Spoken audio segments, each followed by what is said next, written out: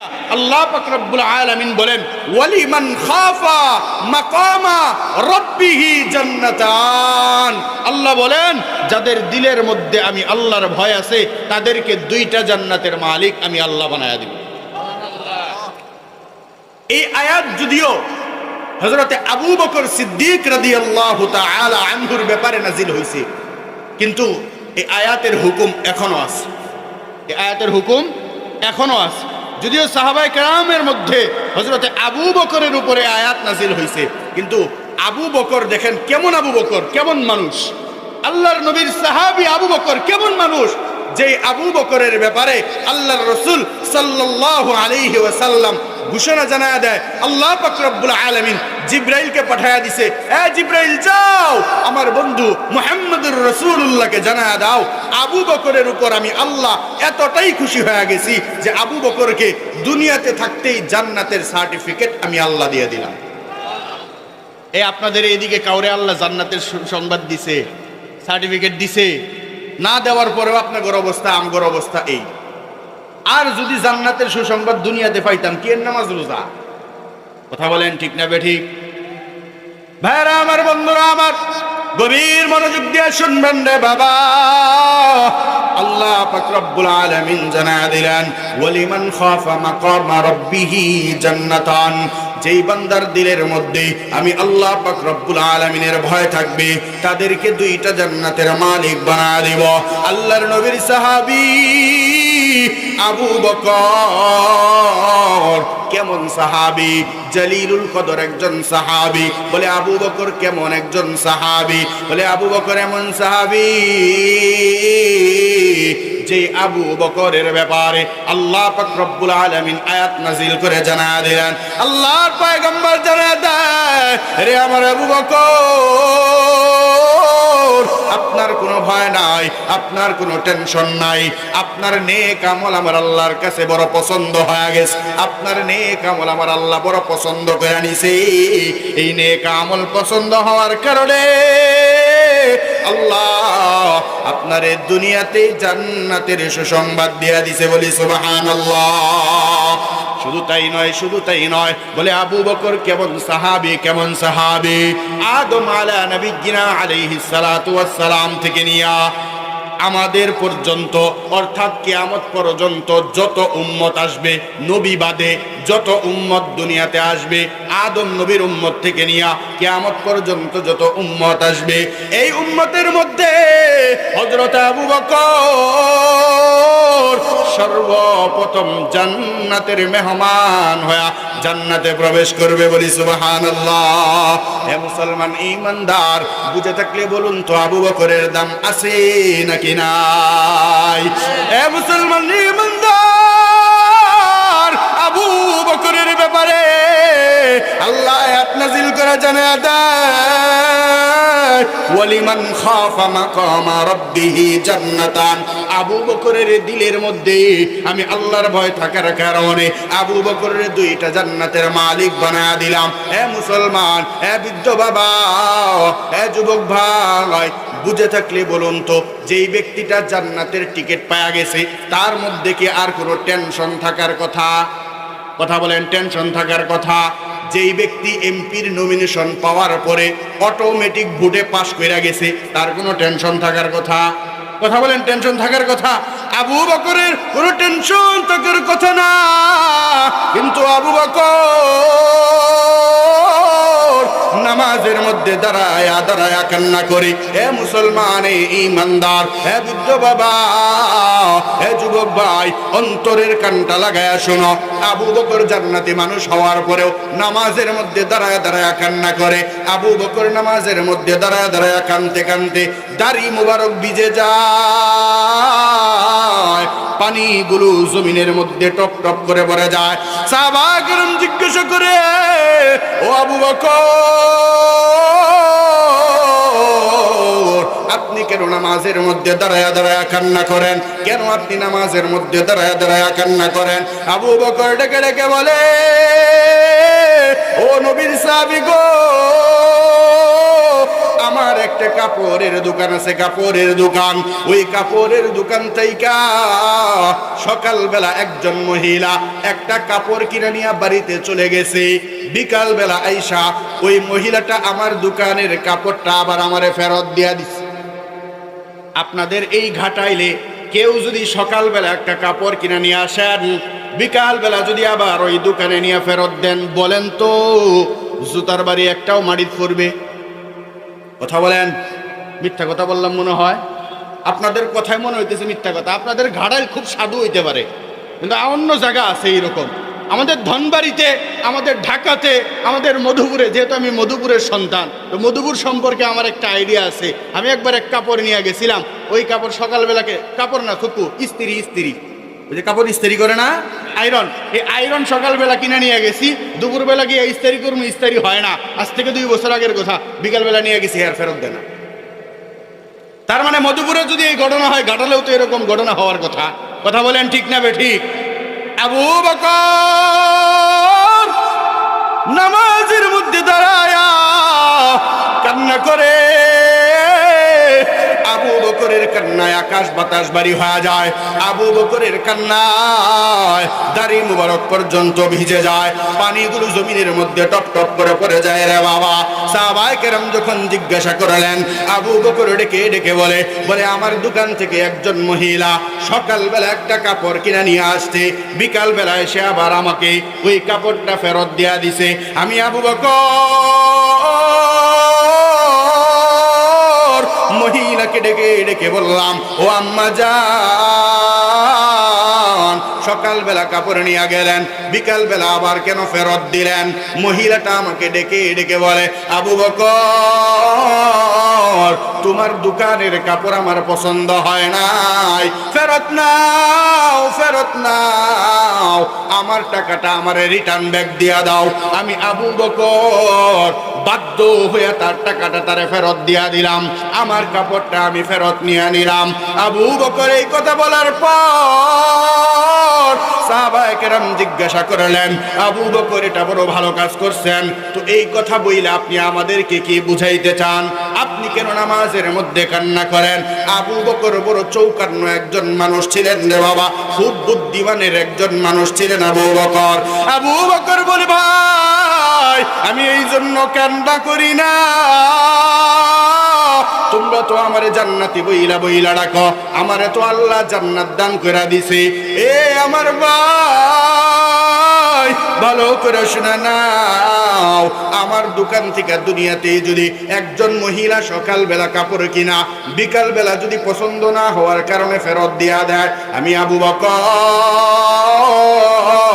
যে আমলগুলো আল্লাহ দেখা আমি আবু বকরের জান্নাতের মালিক বানাইছে, যে আবু বকরের আমলগুলো দেখা আবু বকরের আল্লাহ জান্নাতের টিকিট দিয়া দিছে, ওই আমল যদি আবার আল্লাহর কাছে অপছন্দ হয়ে যায়, আমি আবু বকরের কাছ থেকে জান্নাতের টিকিটটা ফেরত নিয়ে নিবে। আল্লাহ হাসরের ময়দানে যদি ডেকে ডেকে বলে, রে আবু বকর, আপনার নেক আমল আমার পছন্দ হয় নাই, ফেরত নেন, আমার জান্নাতটা আমারে ফেরত দিয়া দেন। তখন আমার কি উপায় হবে? আমি আবু বকর তখন জাহান্নামের আসামি হয়ে যাব। আমি আবু বকরকে তখন জাহান্নামের শিকল লাগায়া জাহান্নামের দিকে টানতে টানতে নিয়ে যাবে রে বাবা। এ মুসলমান ইমানদার, এ বৃদ্ধ বাবা,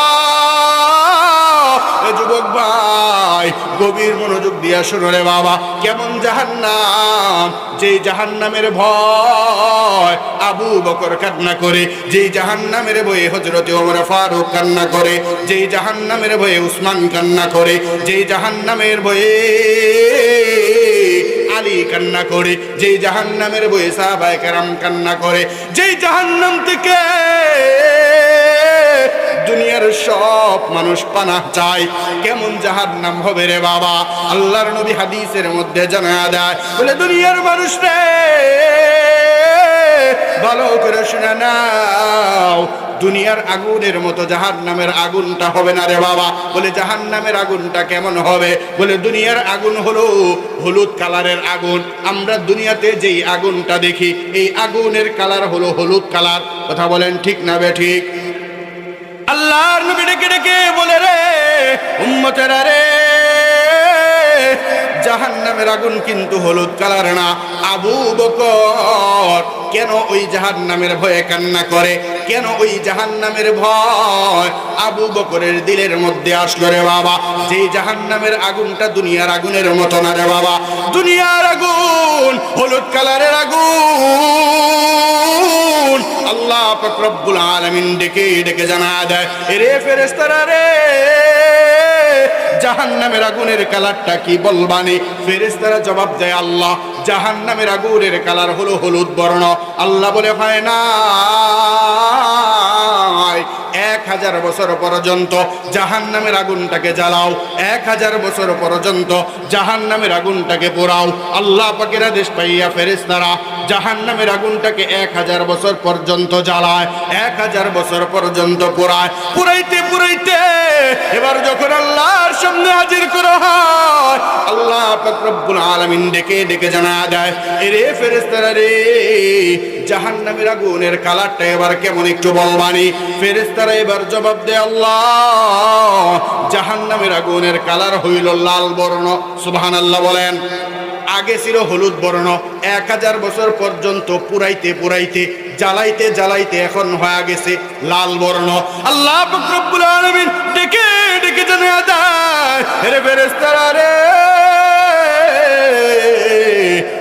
হয় নাই, আরো 1000 বছর পর্যন্ত জাহান্নামের আগুনটাকে জ্বালাও, আরো 1000 বছর পর্যন্ত জাহান্নামের আগুনটাকে পোড়াও। আল্লাহ পাক রব্বুল আলামিনের আদেশ পাইয়া ফেরেশতারা আরো 1000 বছর পর্যন্ত জ্বালায়, আরো 1000 বছর পর্যন্ত পুরায় রে বাবা। পুরাইতে পুরাইতে এবার যখন আল্লাহর সামনে হাজির করা হয়, আল্লাহ পাক রব্বুল আলামিন ডেকে ডেকে জানা দেয়, রে ফেরেশতারা রে, জাহান্নামের আগুনের কালারটা এবার কেমন বলবানি? ফেরেশতারা জবাব দেয়, আল্লাহ জাহান্নামের আগুনের কালার এবার হলো সাদা বর্ণ। সুবহানাল্লাহ বলেন। কি বুঝেন? প্রথমবার ছিল হলুদ বর্ণ, 1000 বছর পর্যন্ত পুরায়া বানাইলো লাল বর্ণ, এরপরে আবার 1000 বছর পর্যন্ত পুরায়া জাহান্নামের আগুনকে বানাইলো সাদা বর্ণ। আল্লাহ পাক রব্বুল আলামিন ডেকে ডেকে জানিয়ে দেয়, হয় না, হয় না, আরো 1000 বছর পর্যন্ত জ্বালাও, আরো 1000 বছর পর্যন্ত পোড়াও। আল্লাহ পাকের আদেশে আরো 1000 বছর পর্যন্ত জ্বালায়, আরো 1000 বছর পর্যন্ত পোড়ায়। পুরাইতে পুরাইতে এবার যখন আল্লাহর সামনে দাঁড় করানো হয়, তিরমিজি শরীফের হাদিসের মধ্যে হাদিস আছে রে বাবা, বাবু সিফাতিন নার নামক একটা অধ্যায় আছে, জাহান্নামের বর্ণনা। ওই জায়গার মধ্যে এই হাদিসটা আছে রে বাবা। আমি আমার কিচ্ছা বানানো কোনো কিচ্ছা বলতেছি না রে বাবা। আল্লাহর নবী ডেকে ডেকে কয়, উম্মতেরা রে, তৃতীয় ধাপে যখন আরো 1000 বছর পর্যন্ত জাহান্নামের আগুনটাকে জ্বালায়, আরো 1000 বছর পর্যন্ত জাহান্নামের আগুনটাকে পোড়ায়, এবার যখন আল্লাহর সামনে দাঁড় করানো হয়, আল্লাহর সামনে দাঁড় করানোর পর এবার আমার আল্লাহ ডেকে ডেকে বলে, রে ফেরেশতারা রে, বলো না জাহান্নামের আগুনের কালারটা এবার কেমন? ফেরেশতারা জবাব দেয়, আল্লাহ সাউদা মুসলিমা, বলে কালো, এমন কালো। বলে কেমন কালো? আমি আপনাদেরকে একটা উদাহরণ দিলেই বুঝবেন কেমন কালো বানানো হয়েছে। আমাদের দেশে কিছুদিন আগে যেই ঘন কুয়াশা পড়ছে, যেই কুয়াশার কারণে 1 হাত সামনে কি আছে এটা দেখা যায় নাই। কথা বলেন ঠিক না বেঠিক? বলে জাহান্নামের আগুনটাকে পুরাইতে পুরাইতে 1000 বছর পর্যন্ত জ্বালাইতে জ্বালাইতে এমন ঘন কালো বানানো হয়েছে রে বাবা, যে কালোর কারণে ওই আগুনের মধ্যে যদি কোনো মানুষকে ছেড়ে দেয়, মুহূর্তের মধ্যে ওই মানুষটা ভুনা হয়ে যাবে রে বাবা। মুহূর্তের মধ্যে ওই মানুষকে ওই আগুনের মধ্যে আর খুঁজে পাওয়া যাবে না রে বাবা। ওই জাহান্নামের আগুনের ভয়ে হযরতে আবু বকর কান্না করে কান্না করে, ওই আগুনের ভয়ে হযরতে আবু বকর কান্না করে। আবু বকরের কান্না, আবু বকর রাস্তা দিয়ে হাঁটে আর পাখিকে ডেকে ডেকে বলে, এরে পাখি পাখিরে তোমার ভাগ্য বড় ভালো, আল্লাহর কাছে তোমার কোনো হিসাব নাই, তোমার কোনো হিসাব নাই। কিন্তু আমি আবু বকরের আল্লাহর কাছে হিসাব দেওয়া লাগবে। আমি আবু বকরের নেক আমল যদি আল্লাহ পছন্দ না করে আমারে জাহান্নামের আসামি বানায়া দিবে।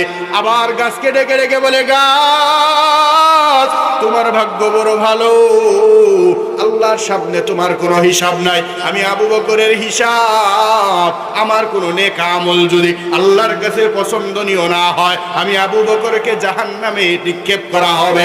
আবার মাটির দিকে তাকায়া আবু বকর কান্না করে রে, কান্না করে আর মাটিকে দেখে ডেকে বলে, মাটি রে তোমার ভাগ্য বড় ভালো, আল্লাহর সামনে তোমার কোনো হিসাব দেওয়া লাগবে না। হাই রে, আমি যদি মাটি হয়ে যাইতাম আমি আবু বকরের কোনো হিসাব দেওয়া লাগতো না। কিন্তু আল্লাহ যেহেতু আমার মানুষ বানাইছে, আল্লাহর সামনে আমার আমলের হিসাব হবে। হাই রে, ওই আল্লাহর সামনে আমি এই গুনাহ নিয়ে কেমনে দাঁড়াইব? এই গুনাহ নিয়ে যদি আল্লাহর সামনে দাঁড়াই তাহলে জাহান্নামের আসামি হওয়া ছাড়া আর কোনো গতি নাই। এইভাবে আবু বকর রাস্তা দিয়ে দৌড়ায় আর কান্না করে। আল্লাহ পাক রব্বুল আলামিন নবীর কাছে ওহী নাযিল করে জানায় দেয়, নবী আমার আবু বকরের সুসংবাদ জানায় দেন। আবু বকরের দিলের মধ্যে আমি আল্লাহর ভয়, আবু বকরের অন্তরের মধ্যে জাহান্নামের ভয়। এই ভয়টা আমি আল্লাহর কাছে বড় পছন্দনীয় হয়ে গেছে। এই ভয়টা আমি আল্লাহর কাছে বড় পছন্দনীয় হয়ে গেছে। এই ভয়টা আমি আল্লাহর কাছে বড় ভালো লাগছে। নবী গো, আবু বকরের সুসংবাদটা আপনি জানায় দেন। এই ভয় আবু বকরের দিলের মধ্যে থাকার কারণে আমি দয়াময় আল্লাহ আবু বকরের দুইটা জান্নাতের মালিক বানায়া দিলাম। একটা জবানও যেন বন্ধ না থাকে। চিল্লায় আওয়াজ করে বলেন সুবহানাল্লাহ। এ মুসলমান, এ ফকির বাড়ির মুসলমান, শরীফ বাড়ির মুসলমান, আমি আপনাদের কাছে জানতে চাই, আবু বকর জান্নাতি হওয়ার পরেও যদি সে জাহান্নামের ভয়ে এতটা কান্না করতে পারে, এতটা টেনশন করতে পারে, তার দিলে যদি আল্লাহর ভয় ঢুকাইতে পারে, বুঝে থাকলে বলুন তো আপনার আমার দিলের মধ্যে আল্লাহর ভয় ঢুকানোর দরকার আছে নাকি না? কার কার আছে? দুটো হাত আমার আল্লাহকে দেখায়। আল্লাহ আপনি আমাদের সবাইকে কবুল করেন, বলেন আমিন।